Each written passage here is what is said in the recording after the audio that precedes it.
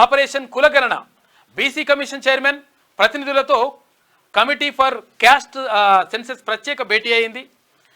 గణన తర్వాతే local body ఎలక్షన్లు నిర్వహించాలని చెప్పేసి ప్రభుత్వం భావిస్తున్నట్టుగా తెలుస్తూ ఉంది. గణన చేస్తే బీసీలకు రిజర్వేషన్లలో ప్రయారిటీ వచ్చేటువంటి అవకాశం ఉంది. కులగణన చేస్తామని చెప్పేసి గతంలోనే ఎన్నికల ముందు అక్కడ కాంగ్రెస్ పార్టీ అగ్రనేత రాహుల్ గాంధీ ప్రకటించిండు.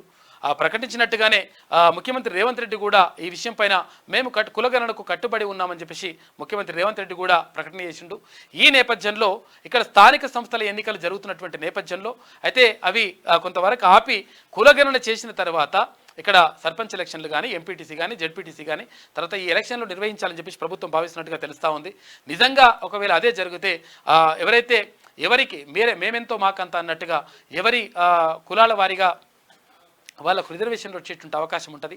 బీసీలకు కొంతవరకు ఎక్కువ లబ్ధి చేకూరేటువంటి అవకాశం కనిపిస్తుంది.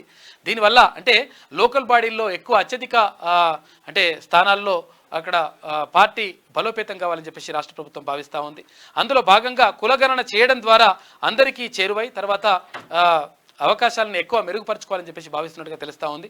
దానికోసమని చెప్పేసి కులగణనను చేస్తే బాగుంటుందని చెప్పేసి నిపుణుల కమిటీ కూడా భేటీ అయింది. 100% ఇది జరగాల్సిందే. జరిగిన తర్వాతనే లోకల్ బాడీ ఎలక్షన్లు జరిగితే బాగుంటుందని చెప్పేసి నిపుణులు కూడా అంటా ఉన్నారు.